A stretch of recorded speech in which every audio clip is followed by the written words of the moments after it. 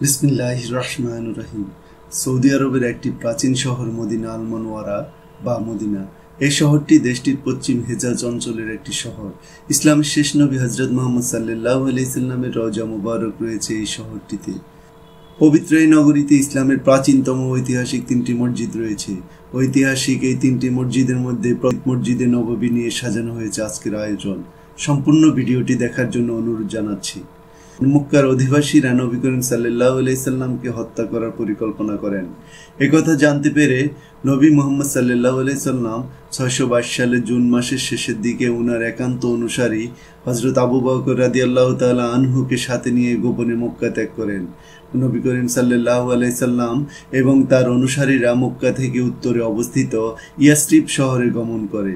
শীঘ্রই ইয়াসরিবের নাম হয়ে যায় মদিনাতুন নবী, যার অর্থ নবীর শহর। কিন্তু কিছুদিন পরে নবী বাদ দিয়ে দেওয়া হয়, ফলে এর নাম হয় মদিনা, যার অর্থ শহর। নবী করিম সাল্লাল্লাহু আলাইহি সাল্লাম হিজরত করে মদিনায় আসার পর মসজিদে নববী নির্মাণ করেন। এটি পৃথিবীর অন্যতম বৃহৎ মসজিদ। গুরুত্বের দিক থেকে মসজিদুল হারামের পর মসজিদে নববী স্থান। নির্মাণের ইতিহাস: মুহাম্মদ সাল্লাল্লাহু আলাইহি সাল্লাম ও রাশিদুন খিলাফত শাসন আমলে মসজিদের নির্মাণ ও সম্প্রসারণ। হুজুর পাক সাল্লাল্লাহু আলাইহি সাল্লাম একটি উটে চড়ে মসজিদের স্থানে আসেন। এই স্থানটি দুজন বালকের মালিকানায় ছিল। তারা মসজিদের জন্য জায়গাটি বিনামূল্যে উপহার হিসেবে দিতে চাইলেও মুহাম্মদ সাল্লাল্লাহু আলাইহি সাল্লাম জায়গাটি কিনে নেন। এরপর এখানে মসজিদ নির্মিত হয়। এর আকার ছিল দৈর্ঘ্যে 116.9 ফুট এবং প্রস্থে 100 ফুট, অর্থাৎ 11,690 বর্গ ফুট। খেজুর গাছের খুঁটি দিয়ে ছাদের কাঠামো ধরে রাখা হয়। ছাদে খেজুর পাতা ও কাদার আস্তরণ দেওয়া হয়। ছাদের উচ্চতা ছিল 11.8 ফুট। দক্ষিণে বাব আল রহমত, পশ্চিমে বাব আল জিব্রিল এবং পূর্ব দিকে বাব আল নিসা নামে তিনটি দরজা নির্মাণ করা হয়। খাইবারের যুদ্ধের পর মসজিদ সম্প্রসারণ করা হয়। হযরত ওমর রাদিয়াল্লাহু তাআলা আনহুর শাসন আমলে মসজিদের আশেপাশে নবী করিম সাল্লাল্লাহু আলাইহি সাল্লামের স্ত্রীদের বাড়িগুলো ছাড়া বাকিগুলো ভেঙে সম্প্রসারণের ব্যবস্থা করেন। নতুন অবস্থায় মসজিদের আকার দাঁড়ায় দৈর্ঘ্যে 217 ফুট এবং প্রস্থে 188.6 ফুট, অর্থাৎ 40,926.2 বর্গ ফুট। দেয়াল নির্মাণে মাটির ইট ব্যবহার করা হয়।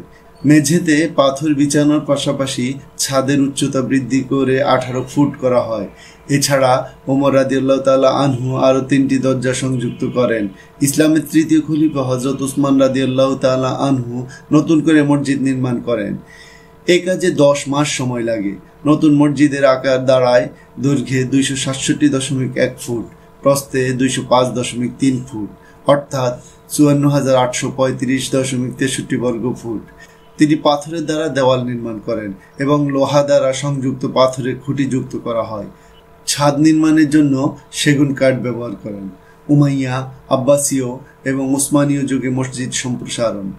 707 সালে উমাইয়া খলিফা প্রথম আল ওয়ালিদ মসজিদ সম্প্রসারণ করেন। এ কাজে 3 বছর সময় লেগেছিল।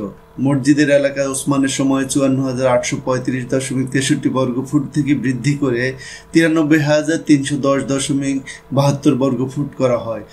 মসজিদ ও মুহাম্মদ সাল্লাল্লাহু আলাইহি সাল্লামের স্ত্রীদের আবাসস্থলগুলো আলাদা করার জন্য দেয়াল নির্মাণ করা হয়। মসজিদের উত্তরে একটি বারান্দা যুক্ত করা হয়। এছাড়া এ সময় 4টি মিনার নির্মাণ করা হয়। আব্বাসীয় খলিফা আল মাহাদি উত্তর দিকে মসজিদ 160 ফুট সম্প্রসারণ করেন। আল মুতাওয়াক্কিল মুহাম্মদ সাল্লাল্লাহু আলাইহি সাল্লামের রওজার বাইরে মার্বেল ব্যবহার করেন। আল আশরাফ কানশুহ আল গাউরি 1476 সালে রওজার উপরে পাথরের গম্বুজ নির্মাণ করেন। রওজা মসজিদের দক্ষিণ পূর্বে অবস্থিত। এটি গম্বুজের নিচে অবস্থিত, যা 1817 সালে সুলতান দ্বিতীয় মাহমুদের শাসনামলে নির্মিত হয়। 1837 সালে গম্বুজে সবুজ রং করা হয় এবং এরপর থেকে এর নাম সবুজ গম্বুজ হয়। সুলতান প্রথম আব্দুল মজিদ 1849 সালে মসজিদ পুনর্নির্মাণ শুরু করেন। এতে মোট 13 বছর সময় লেগেছিল। তিনি মূল উপকরণ হিসেবে লাল পাথরের ইট ব্যবহার করেন। মেঝে 13,912.68 বর্গ ফুট বৃদ্ধি করা হয়। মসজিদের উত্তরে কোরআন শিক্ষার জন্য মাদ্রাসা নির্মিত হয়। সৌদি যুগে মসজিদ সম্প্রসারণ। আব্দুল আজিজ ইবনে সৌদ মদিনা অধিকার করে নেওয়ার পর অনইসলামিক কর্মকাণ্ড বন্ধের জন্য মদিনার বিভিন্ন সমাধিগুলো ধ্বংস করে দেন, তবে সবুজ গম্বুজটি অক্ষত রাখেন। 1932 সালে সৌদি আরব প্রতিষ্ঠার পর মসজিদে প্রথম দফা সংস্কার করা হয়। 1951 সালে ইবনে সৌদ মসজিদের পূর্ব ও পশ্চিম দিকে মসজিদের স্থান বাড়ানোর জন্য স্থাপনাগুলো ভেঙে ফেলার আদেশ দেন। উত্তর পূর্ব ও উত্তর পশ্চিমে দুটি অতিরিক্ত মিনার যুক্ত করা হয়। ঐতিহাসিক মূল্যের কোরআন ও অন্যান্য ধর্মীয় গ্রন্থ রাখার জন্য পশ্চিম দিকে একটি লাইব্রেরি স্থাপন করেন। ফয়সাল বিন আব্দুল আজিজ 1974 সালে মসজিদের অংশ হিসাবে 4,35,134.4 বর্গফুট যুক্ত করেন। 1985 সালে ফাহাদ বিন আব্দুল আজিজের শাসনামলে মসজিদ আরও সম্প্রসারিত হয়। 1992 সালে এর নির্মাণ সমাপ্ত হওয়ার পর মসজিদের আয়তন দাঁড়ায় 1.7 মিলিয়ন বর্গফুট। রিয়াদুল জান্নাহ মসজিদের মধ্যে ছোট কিন্তু বিশেষ এলাকা রয়েছে যা রিয়াদুল জান্নাহ বা জান্নাতের বাগান বলে পরিচিত। এটি নবী করিম সাল্লাল্লাহু আলাইহি সাল্লামের রওজা থেকে তার মিম্বার পর্যন্ত বিস্তৃত। রিয়াদুল জান্নাহ জান্নাতের অংশ হিসাবে দেখা হয়। সাহাবী আবু হুরায়রা রাদিয়াল্লাহু তাআলা আনহু থেকে বর্ণিত, নবী করিম সাল্লাল্লাহু আলাইহি সাল্লামের ঘর থেকে মিম্বার পর্যন্ত স্থানকে জান্নাতের অংশ বলেছেন। রওজা মসজিদের সাথে অবস্থিত।